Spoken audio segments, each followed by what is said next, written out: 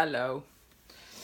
Um, Disclaimer, blah blah blah. It's super late. I think it's like almost 3 a.m., 2:45 a.m. Boys are sleeping. Um, and I haven't done one of these in a while. And I've been thinking about doing one. Probably because I've been okay. So, I don't know. But I figured I'd do one.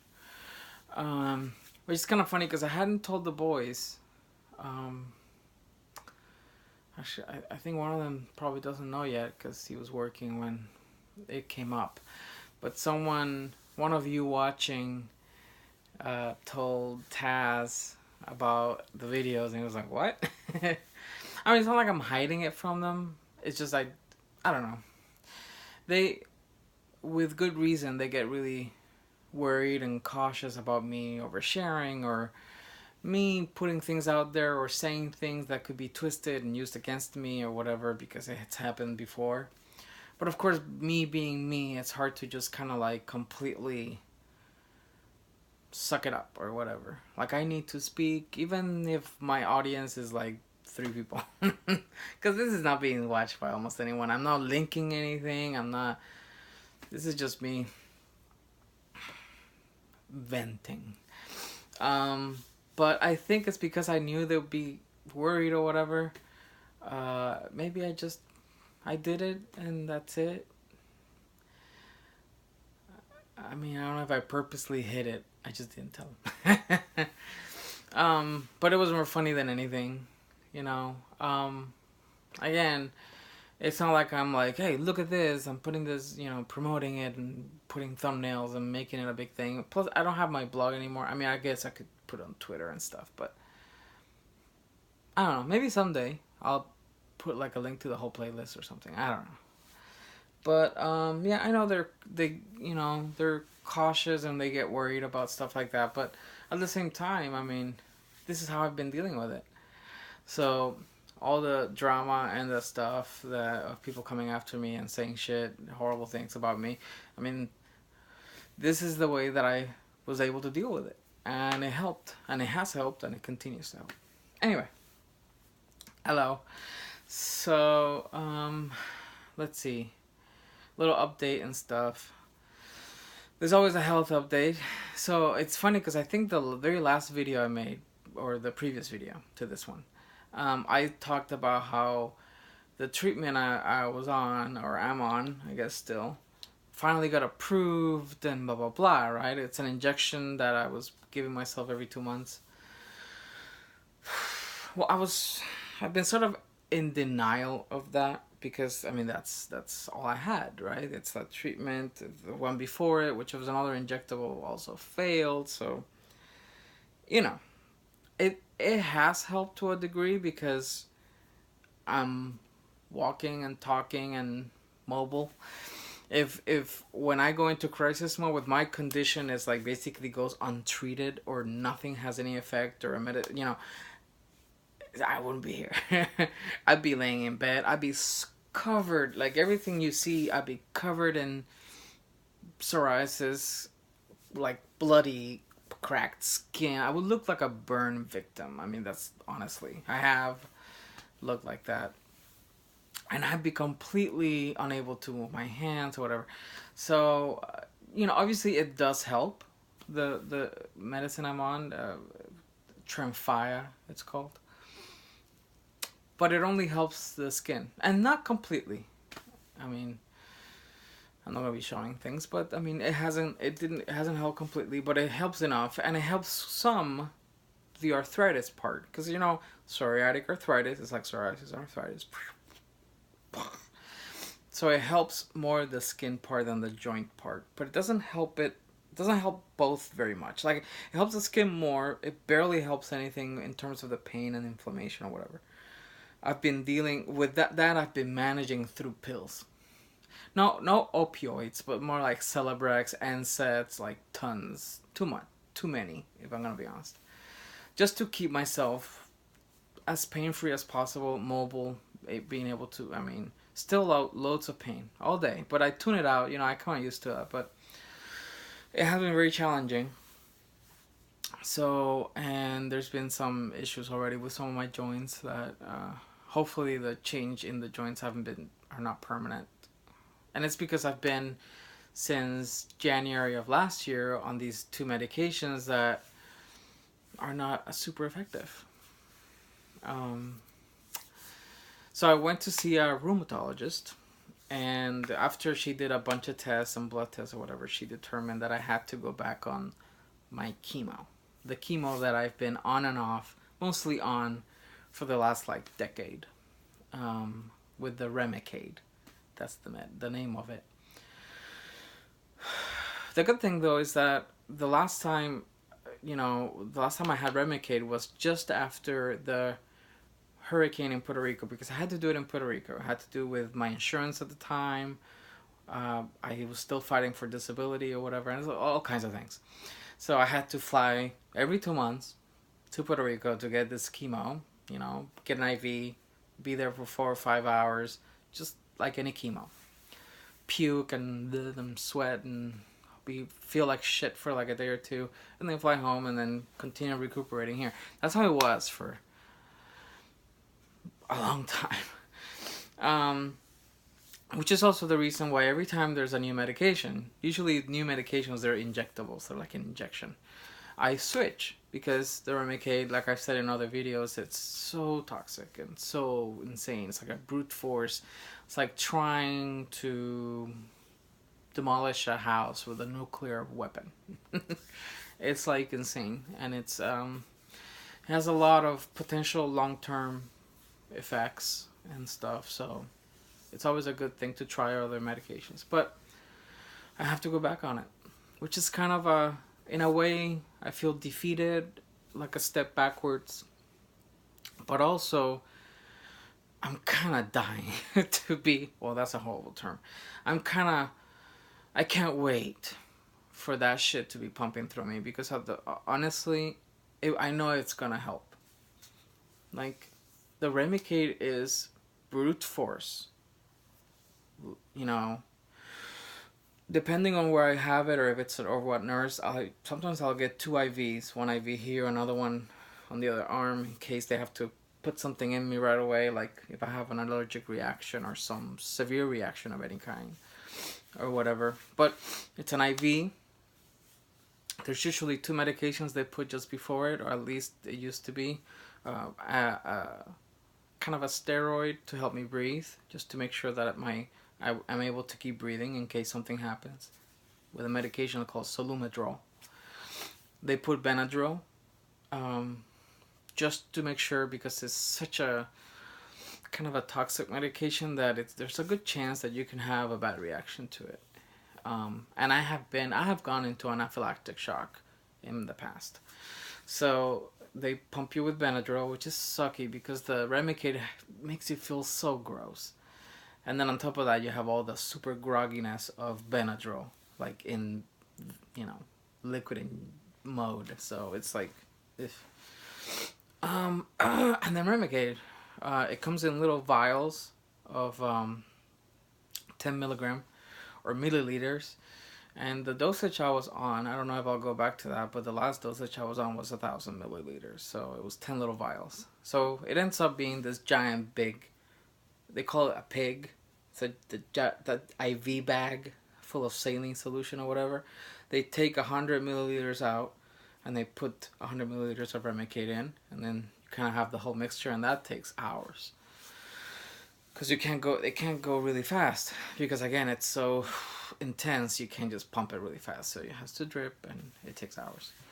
And then it's gross, sweating, dizziness, puking sometimes, crazy headache for like a day or two, and it gives you all kinds of things. It gives you like flu symptoms, stomach is destroyed, because this medication, unlike injectables that are specifically for conditions like that, this medication, it kind of just washes all over every single part of you, every cell, so it kind of does what it's supposed to do in some areas, and it kind of messes with things it shouldn't. So your whole system just goes, even your head, like you get kind of loopy in a way, your mood changes.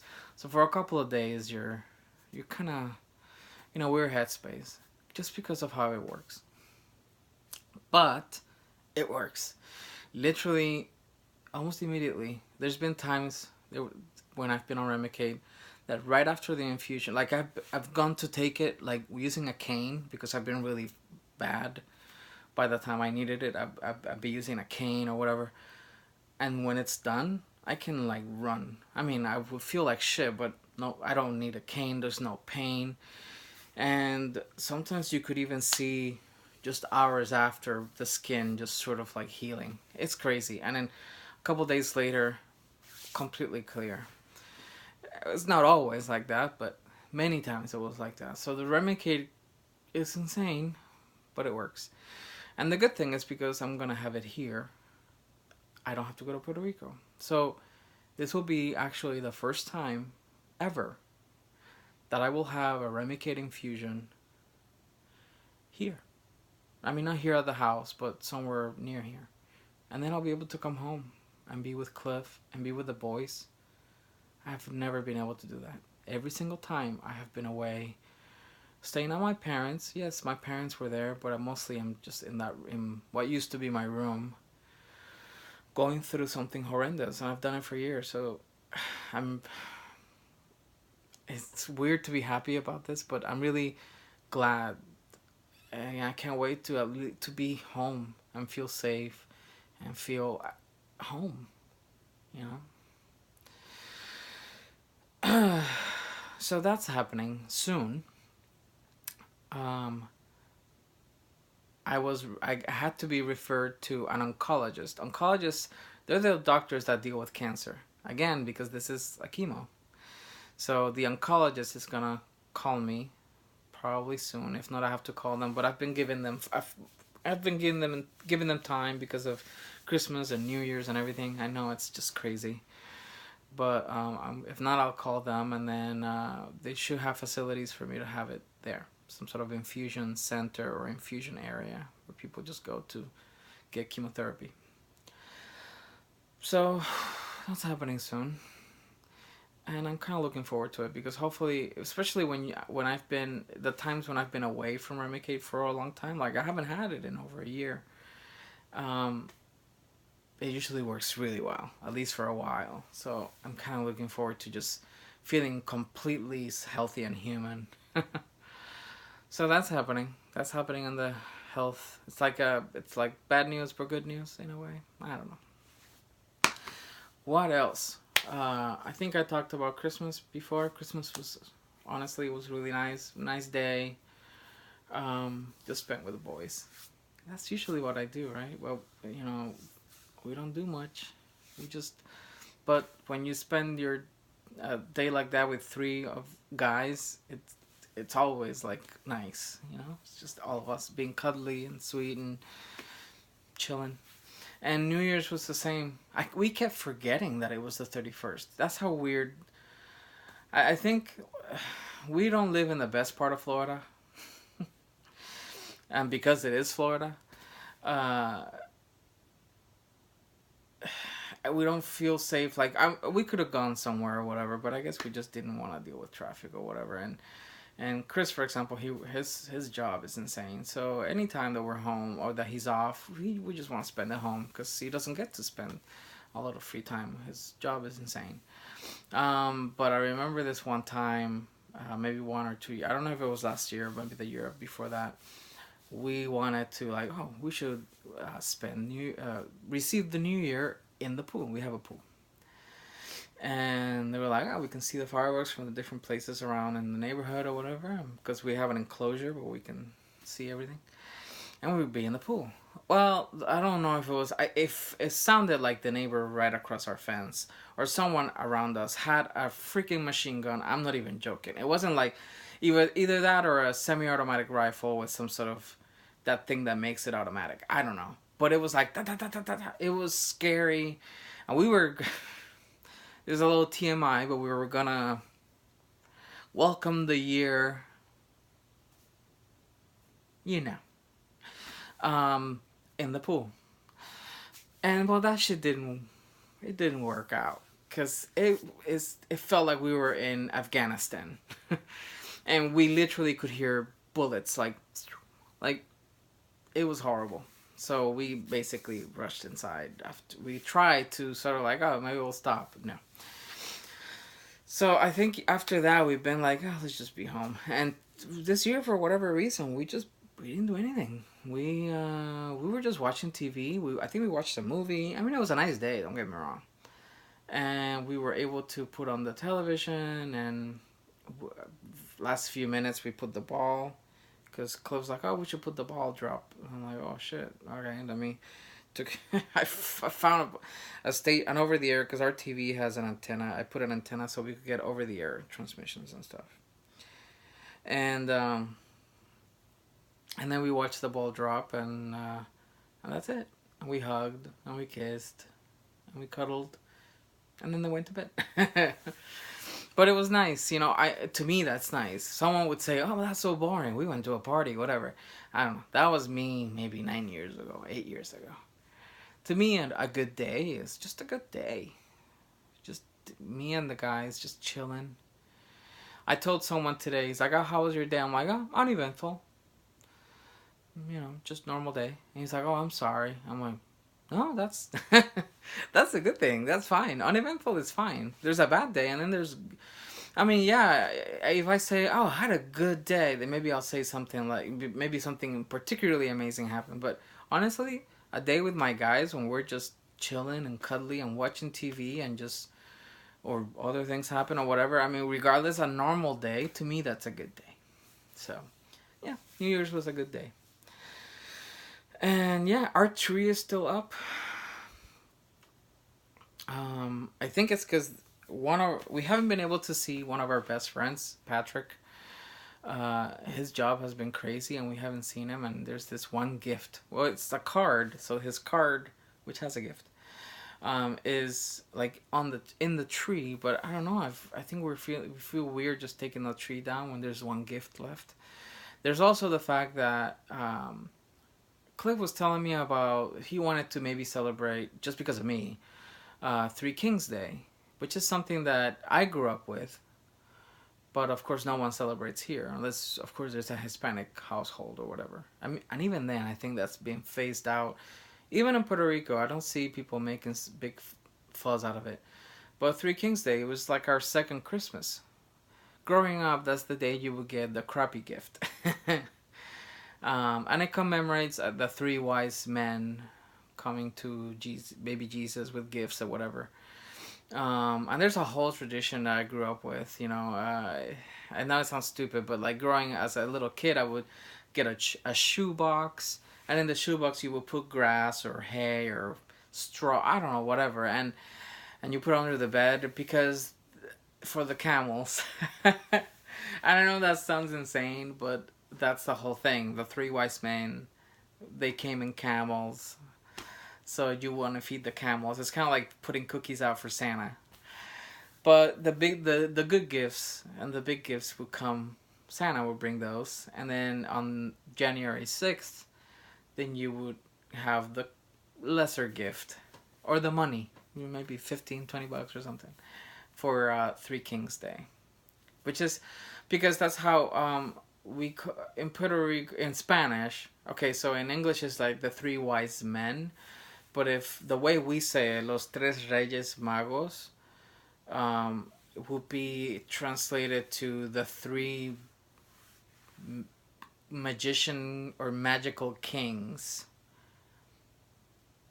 or magi, is that a word? I've heard that. Anyway, but yeah, they're like kings, reyes. In fact, that's why we call it El Día de los Reyes, like Day of the Kings. But it's because it's three. Then it's the Three Kings Day. I don't know. You know what's okay? So completely, my God, what is this video about? But growing up in Puerto Rico, that Puerto Rico is a U.S. territory. So, now I think a lot of people speak a lot more English. But growing up when I was a kid, and obviously before that, decades before, there was not a lot of English in Puerto Rico. Even though there was a lot of English because the U.S. had a presence there. But growing up, there's something that people would say and still say in Three Kings Day in Puerto Rico, and it was, I'm gonna say it the way we say it, which is Happy Three King Day, Happy Three King. And I always thought Three King Day it was like some sort of like growing up like an instrument, like Three King, Three King. I don't know, but of course. Now, as an adult, just a few years ago, I put it together that Happy Three King Day is Happy Three Kings Day. So, Cliff was saying, "Oh, we should celebrate it." I think it's just because he wants more gifts. Maybe we'll do like a little shopping spree and just kind of buy each other some stuff. I don't know, but for whether we do that or not, I think we're gonna keep the tree up until at least that day. So just a few more days. But yeah, so New Year's was good.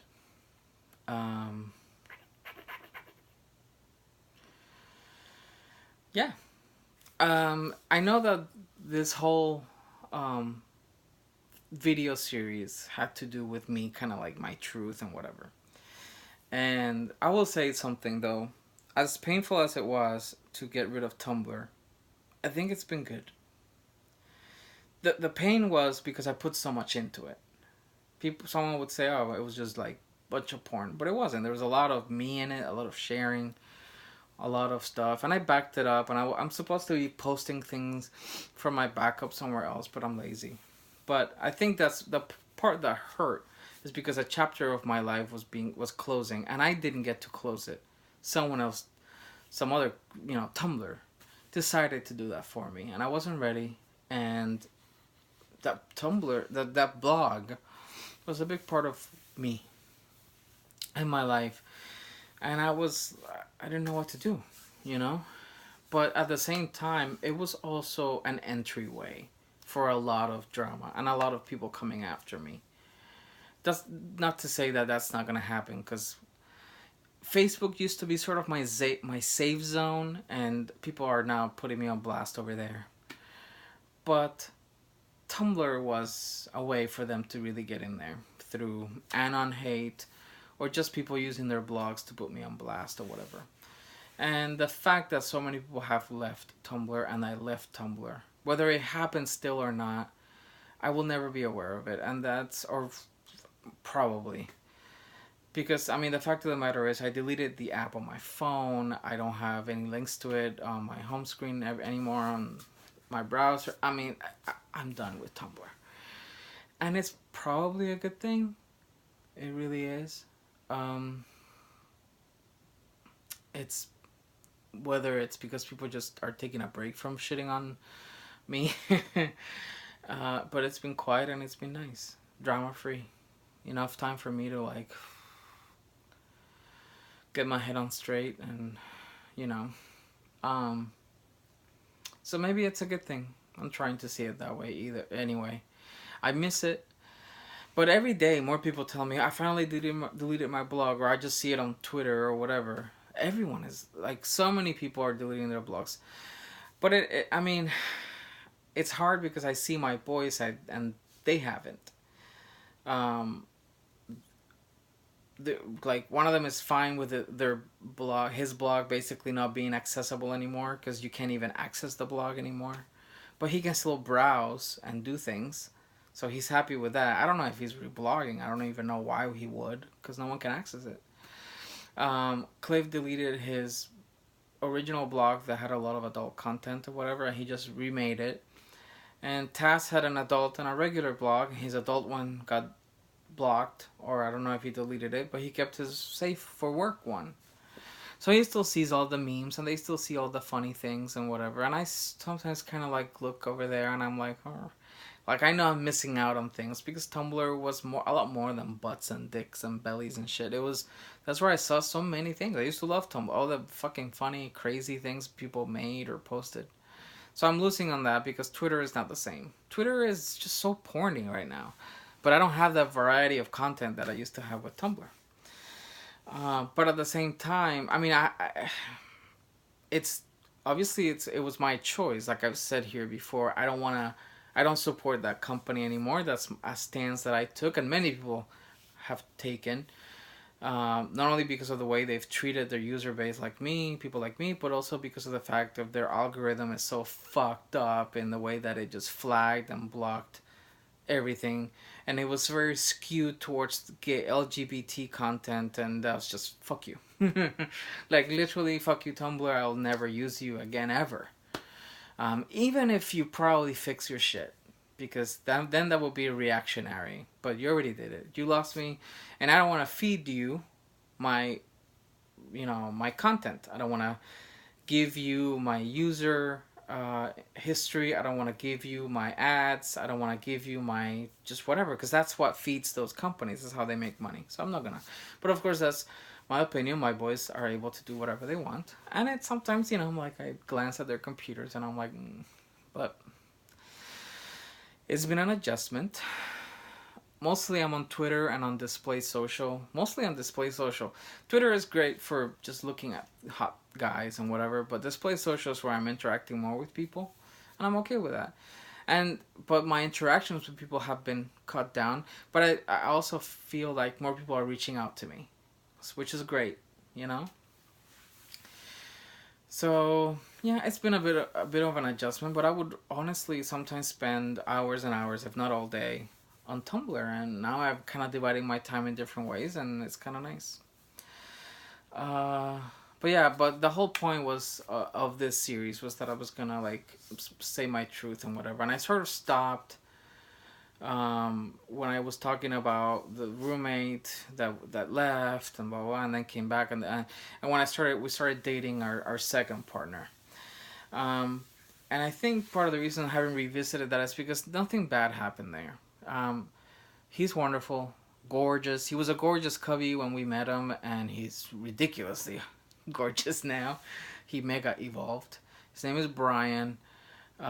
He gets reblogged and retweeted a lot. And there's always a sense of like pride because it was like, we were his Papa Bear and Daddies one time. And he's awesome. And, we dated for a year. And it was a good year for the most part. He used to live in Indiana, and he came to visit a couple of times here. We went to visit him, and it was one of those relationships that we were official for a year, but it was all long distance. So we did see each other, and we spent time together, big chunks, and we were able to, and we would spend literally hours every single day with almost, I don't think we ever skipped one, on Skype. We would, we would like, yeah, whole days, all night too. I mean, it was one of those relationships, and he was gonna move here, and I don't know if we made it to a year or just before it was gonna be a year. He was about to graduate. He's young cubby back then, older now. He was about to graduate and college. Make sure that's clear. And he, we were having some issues at that point. It was just clear that it was a lot for him. We were his first real relationship. He came out to his parents at the same time that he came out as poly. It was a lot. And his parents were awesome. I mean, as awesome as they can be, right? And very supportive. But it was a lot. And I think, we're older and we're set in our ways in certain things. And we were obviously, when you meet someone new, you modify your life. We did for the boys too, for Chris and Chris. And it's normal, but at the same time, I mean, there's things that you want to keep the same or whatever, and we started feeling that it was gonna be, there was just things that weren't compatible. We really tried because we loved each other. Towards the end, my feelings had changed a bit, I think, but I loved him. I still do. I still care about him deeply. Cliff, really, it was hard on him. Their connection was very strong. It was our first partner. My connection with him was very strong, and this time around with Bryan, it was his, and it was theirs that was very strong. So yeah, it took time after that relationship ended for Cliff to sort of like get his bearings and be ready for poly again or whatever. Um, but yeah, we amicably broke up. I mean, that's not always, when people say that, it's not always true, but this time it was. We all knew it should happen. And it was a horrible day. My God, I'm remembering now. Everyone was crying. It was really hard. And it was hard to let go. Like, we didn't know how to, like, do we stay friends? And there was a whole long period of time in which, like, we didn't know if we should talk to each other, or we did, but it would hurt him or us or whatever, because it was, when you break up, you need distance. That's just how it is. Even if it's not like an angry breakup. We just knew that it was the best for him to not. We knew, and he knew it too. He just didn't want to admit it because he loved us, and we didn't want to like end it because we loved him. But we knew that we weren't gonna be a super good fit, and it was really sad as fuck. But it was a good breakup. And when after we healed and whatever, I mean, we're still friendly, and we talk on and off every now and then. We haven't in a while, but when we do talk, it's really sweet and awesome, and even flirty and whatever. I mean, we moved on, and he's a wonderful person, wonderful person. We have good taste. He's a good person. He's wonderful, gorgeous, and he's talked to the guys too, and whatever, you know. I wish we would talk more. When we do talk, sometimes we're like, "Oh, you need to come visit and whatever." But I don't know if that's ever gonna happen, because it's always gonna be awkward, right? Especially when you're poly, your feelings, they can diminish, but they never go away. So there's so much history and so many feelings there, and I don't know. It'd be weird. I mean, the boys know our first partner. We even were very good friends with him for a while, and it was wonderful. So it's not like it can't be done, but I don't know. Maybe I don't know if it's ever gonna happen. I hope so, because I really wish I could. I want to see him in person again, because he's great, and he thinks that the guys are super hot, and my guys think he's hot, and he's sweet, and they all get along, and they have so much in common. Geeky Cubs, So I know that it would be great if he visits just to chill and whatever. But regardless, there's not a lot to tell there. We wanted it to work. It didn't work. It ended amicably. The end. After a year, that was it. So that's our story with Bryan. He's always going to be in some way, shape, or form my cubby. That's just how it is. Even if it's unofficial. But things happen for a reason. So I know that he's doing really well. And obviously, we were distraught and sad, and it took us a long time I almost gave up on polyamory, because I didn't feel like we were ever going to find someone, or we were ever going to be ready for it. It was a non-starter that maybe I'll talk about in a later video. Cliff wasn't ready. It was not good timing, so I walked away from it. Because, priorities.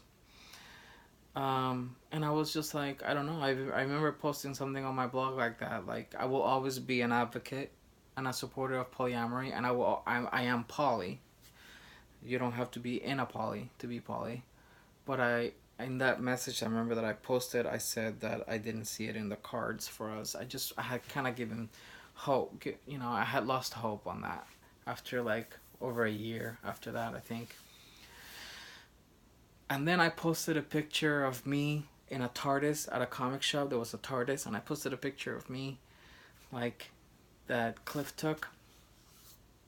And Big Chris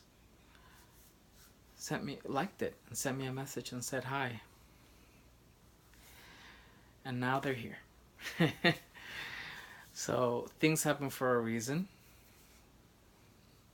We loved Bryan very much, and we will always love him, and he's awesome. But it didn't work out, And because that ended, this began.